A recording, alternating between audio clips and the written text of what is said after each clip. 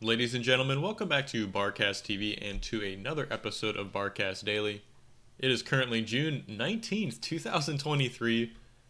We have another high-level game taken from the Bar League, and let's go ahead and get into the replay. So, in the spirit of finding longer macro games, I would say this could demonstrate to be one of them. It's a little longer than our typical games we have on the channel, so hopefully we see some more T2 units, something to that effect, or some different tech paths. But that being said, let's go ahead and introduce our players. Spawning in the bottom left-hand corner of the map, playing as the red pieces, it's Andy.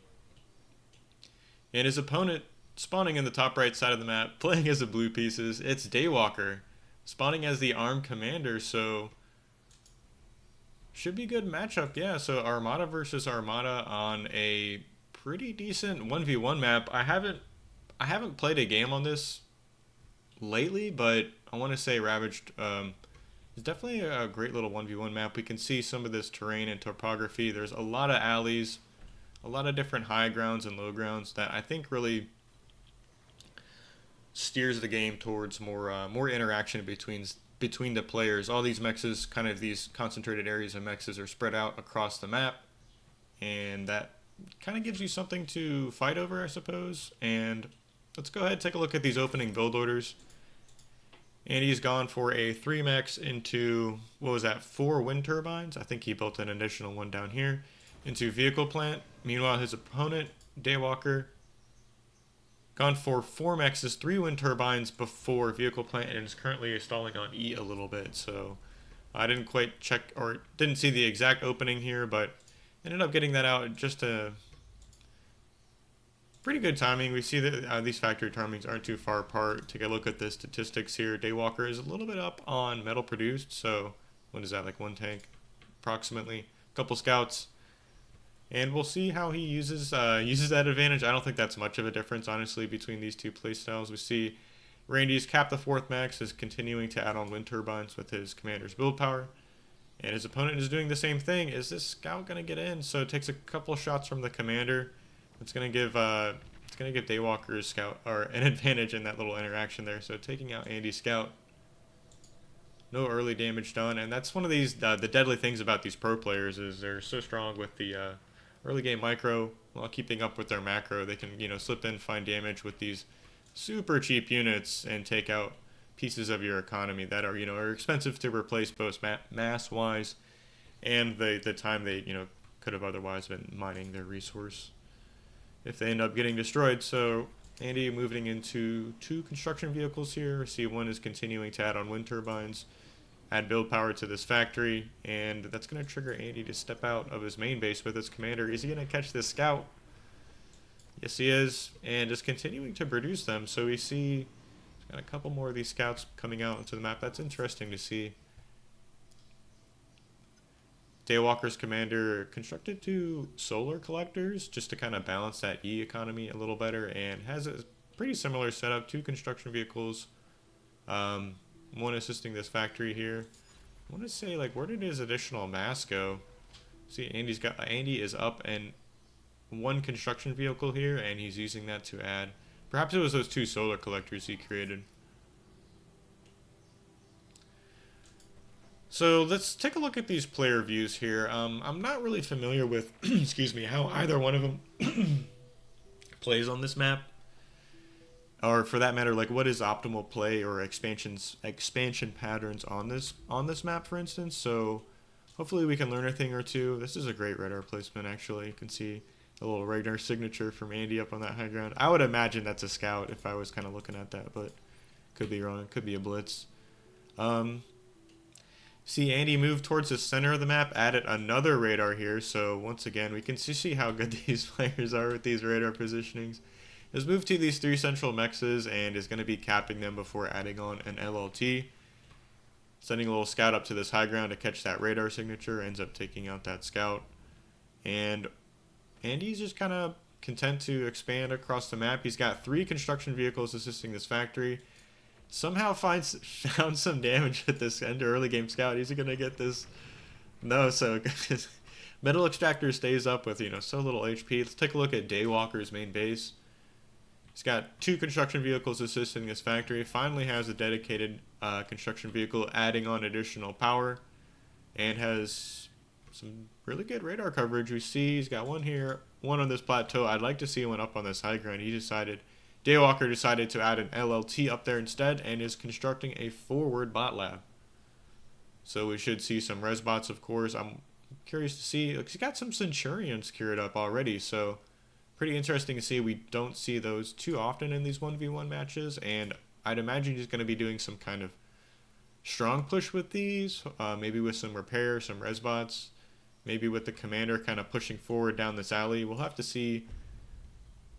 We'll have to see what he does. I hear an artillery shot just went off, so Andy kind of showing his hand. Already has one shell shocker out that might get caught out by these blitzes of DayWalker. He's kind of gotten separated from his medium tanks here. And these don't have the most health, so is he going to catch it? Doesn't really commit too hard. Yeah, perfect little dive there.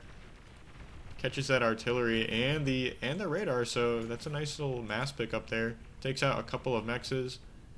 And Randy's already moved into these stouts. Medium tank production. Is DayWalker going to kind of commit more to an attack? Yeah, so these 5 blitzes kind of continuing to move forward. Catch another radar. This one LLT is not enough to stop 5 blitzes. And he's going to take out an additional 3 mexes and is still not done getting damage, so he's going to split these blitzes up. I want to talk about Andy's moving his commander up to this low ground here, so expanding, kind of splitting the map in half, but these blitzes aren't done getting damage. Is he going to catch that second artillery? That would have been really painful to see. No, but Andy's going to lose a construction vehicle and another mech out here, kind of expanding along the bottom side of the map, and this blitz is still not done getting damage. Oh my gosh. This is so much early game damage here. It takes out 1 wind turbine. 1 more goes down. I think he's trying to block the escape path of that blitz with his construction vehicles. That's interesting to see. So a lot of early game damage there. Let's take a look at the statistics. Metal produced. DayWalker's only up 300 mass, so really kind of evened himself out from the position his opponent was at and is continuing to add on these Centurions. He's got 3 on the board so far. And he still has one of these artillery out, so excuse me. And take a sip of coffee. Slow my roll a little bit. Take a look at where this game is at. So we see we've got 4 Centurions on the board and a couple Janus out already. That is an interesting unit composition. A couple blitzes. 1 Janus, 1 Mace. This is like a one of everything here. But these 4 Centurions kind of leading the charge here. And I mean, we can take a look at the statistics on these units. 330 range, and they have 45 movement speed. How well do they stand up against these stouts? I'm curious to know. We don't really see this unit interaction too often. But I kind of like this. You can engage with your opponent's main army, kind of see where they're shifting and moving, and then split off your quick blitzes here when you see an opportunity. Perhaps DayWalker's found another one. He's going to catch an additional construction vehicle. That is so painful. Those take a long time to produce. They cost a lot of mass and move slowly across the map. So you can see 2 of those sadly littered across the map. It'd be nice to see a little resbot there from Andy. Those are something I like to prioritize in my own games.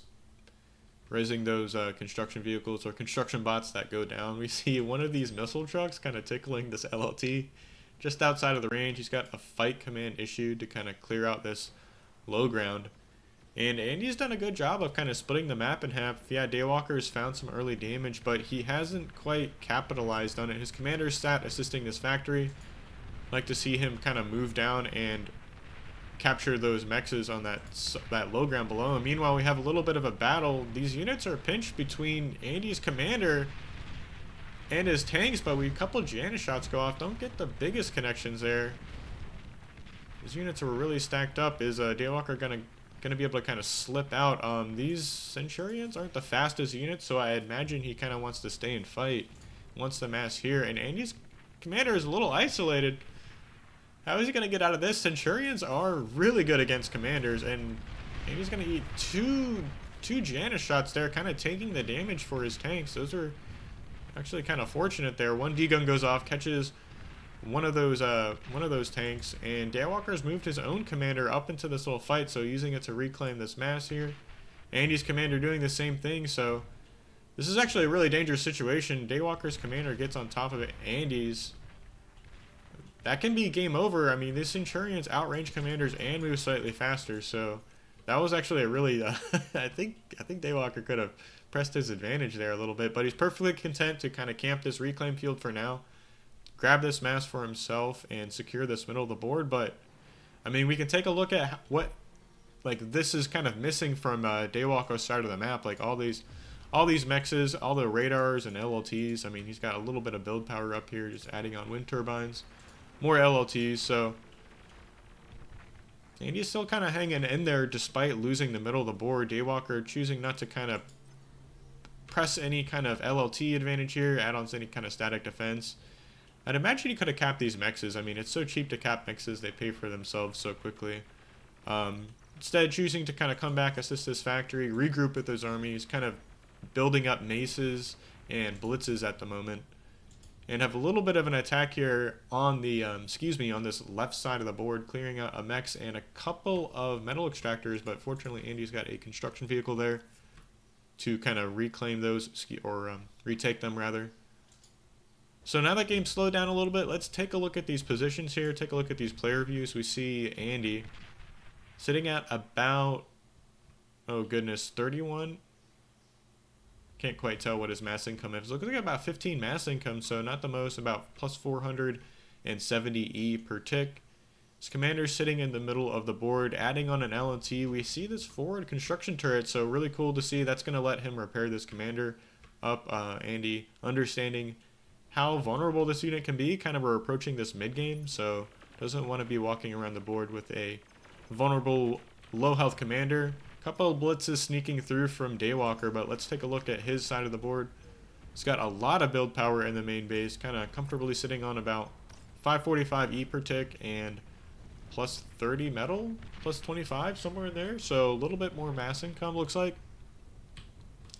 Perhaps a slightly better position on the board. He's got, these three middle mexes capped, a forward factory. I'd really like to see, oh, there's his radar, and is constructing this beamer turret, so really trying to lock this area down. I kind of like this play. It's going to let him launch attacks from a couple different avenues here. So we see just how many attack paths he has onto Randy's side of the map. But unbeknownst to DayWalker, Andy's kind of slipped a couple of these stouts along the left side of the map. So I'm not sure if he's just trying to clear out this missile truck that has 8 kills, cleared out all these mexes and static defense. So really kind of paying for itself, setting it and forgetting it. Just slowly tickling those LLTs until they blow up. That's kind of funny to see. So DayWalker's got a decent army. He's pushing forward again. Perhaps trying to deny Randy these 3 mexes in the center of the board. And we can see Andy already has 5 of these artillery out. So if he's able to keep these alive over the course of the game, they can kind of continue to get more and more value as the game progresses, especially against some of these static units. I doubt DayWalker will kind of stay in place too long to take too much damage from them on his mobile units, but we'll see how this game plays out.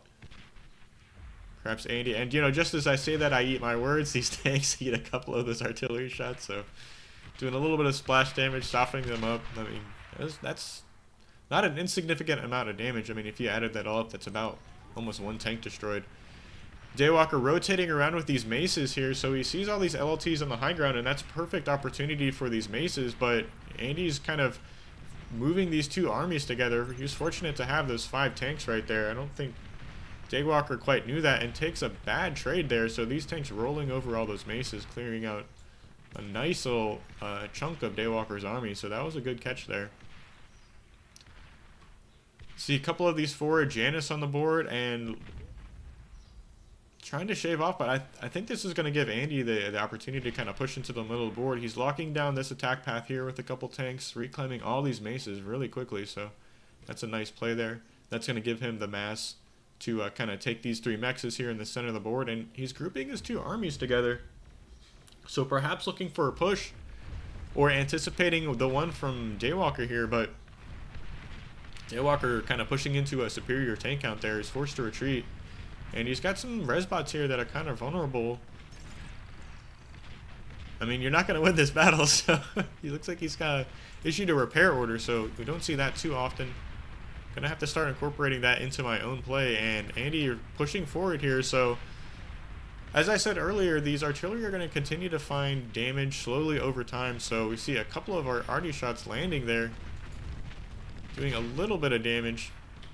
It's like DayWalker is moving forward with his commander, kind of sensing the danger here. He's going to fall back to these beamer turrets, but Andy already has 5 of these artillery out, and he's got 2 more coming up, so going up to 7 artillery, 8 artillery, and you can see like how much damage these are going to do over time. See a lot of shots going down there. This could be the tough thing about kind of microing properly in these situations. I mean, it's like time is of the essence, so it's like Andy is finally moving forward, targeting some kind of units here. See a lot of repair going off on this commander. And these 5 res bots are doing work. Are they going to go down? To eat 1 shot there as this construction vehicle goes to about 30% health there, kind of eating a couple of these artillery shot. And that is a constant stream of fire coming down.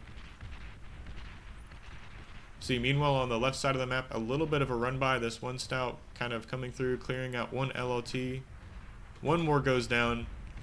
And he's splitting off a small group of tanks. He's going to catch out this little expansion here. See all the corpses of the former construction bots who've tried to take this area in vain.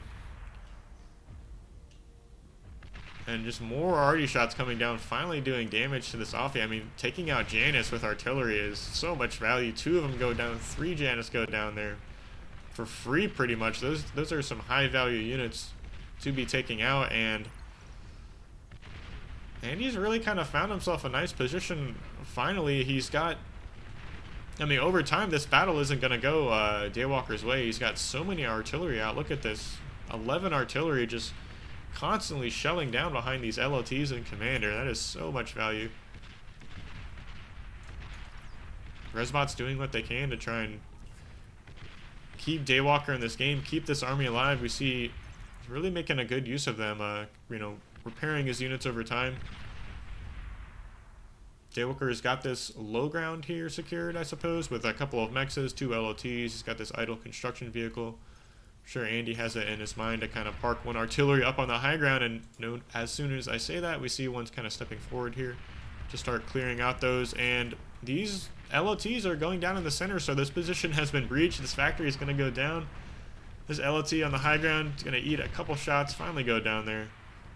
And that's going to open up this right side of the map, this high ground plateau, to an attack, and these 5 stouts are going to make short work of these LLTs. LLTs are not good against these medium tanks 17 minutes into the game.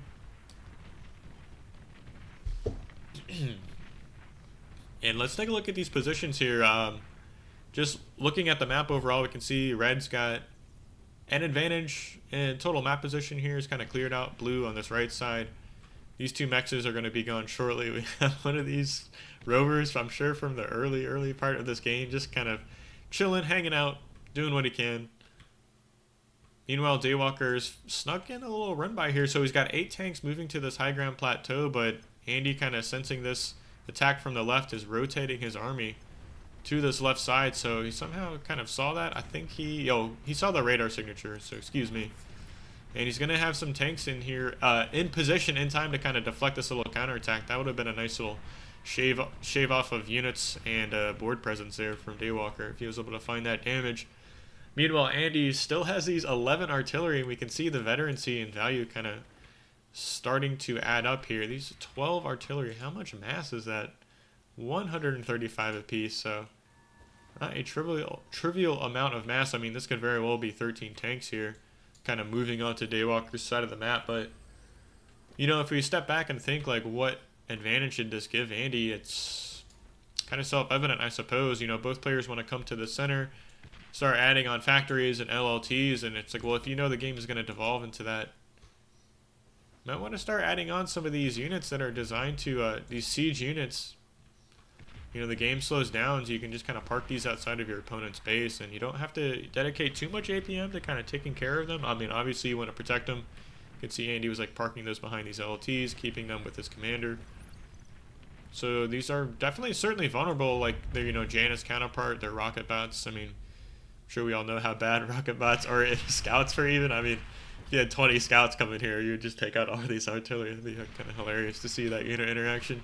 See one scout going down to about 18 artillery shots there. So really tanking the damage. Definitely a strategy. These like slower firing units kind of overkilling these weaker, cheaper units, taking the shots. Definitely a strategy. So you see like all these artillery shots go off and they're just shooting at this one scout there. Excuse me, there's another target over there on the left side. So meanwhile, looks like we have had a couple scouts from DayWalker trying to find damage here. I think they kind of snuck through and perhaps caught one of those. Take a look at these main base. Got a lot of build power here assisting this factory, just continuing to make stouts and construction vehicles on repeat. But, you know, this game is slowing down, and Andy felt comfortable to go into air, and that's not what you want to see. DayWalker kind of had the foresight. He already has 3 of these anti-air turrets up, so these 5 bombers shouldn't get too much damage. You see they got 1 runoff. And DayWalker's done a really good job of spreading out his this E-power, excuse me. So not the most damage from these bombers. They're gonna come back for a second pass, 4 more bombers. Gonna take out some more wind power there, and should be dealt with by these anti-air turrets. I don't think they're gonna get another pass off. So not the most effective air switch. We see no, don't see any more aircraft being produced currently. And I wouldn't be surprised if Andy chose to kind of reclaim that factory. He's got 4 construction turrets, 5 construction turrets in the main base, adding on a couple advanced solar collectors to kind of have that base E income. And really not the most mass income from either player. I mean, you see Randy sitting at about 25 mass per tick. That doesn't really seem right. And his opponent, the blue player, sitting about 18. But Andy kind of doubling his opponent in E production. So he added on a lot of solar collectors here with his commander. Kind of sensing his advantage, adding on anti-air turrets with his commander, kind of sitting in this middle of the board with a lot of LOTs around him. So I don't think Andy's commander is in any immediate danger of dying here, and see a couple of these stouts being so annoying, taking out this resbot, taking out this resed vehicle here. So really denying DayWalker from taking back that right plateau, and really I would like to see him kind of try and secure either the right or the left side. I mean, you have to make a play for some kind of position on the board. It's like a game of attrition, so the longer this goes on, I mean, the better position Andy will be in, obviously. Considering the bases won't mine out, you'll just keep on getting mass per tick as long as the game goes on. So have a little bit of a battle. I'd say this is kind of like the final push here. We see DayWalker is stepping forward into these stouts, so he's going to kind of make short work of this front line and perhaps find a little bit of damage here against these artillery. Andy's going to pull those back. We see more tanks kind of rolling forward, and these red spots are totally vulnerable, so all 4 of those are going to go down. One just barely survives there. But the real story is all these artillery are still alive, so up to 16 shell shockers now. I think those actually kind of can destroy these reclaim wrecks here. Finally, like kind of the last death rolls of this game here, we see Andy stepping forward, moving over the tanks of DayWalker here. And I think this is going to be close to a game here. We see 1 construction bot. Yeah, DayWalker tapping out, calls GG. So really well played. Both players putting on quite a good performance there, I'd say. Maybe like, what are the takeaways from that map? Definitely learned a thing or two about expansion patterns, perhaps, or like what's important. I want to say consistently, I see a lot of these higher level guys. This player kind of moves towards this this low ground. Moves towards this low ground and like either takes it out or just camps it, and it can be really distracting as this player to try and come down and clear this out when you have to like be stretched all the way over here to this right side to take this plateau. So I think there's a lot to learn in these kind of replays. Hopefully y'all enjoyed these kinds of casts. If you do, leave a like, subscribe to the channel, and I will see you in the next replay.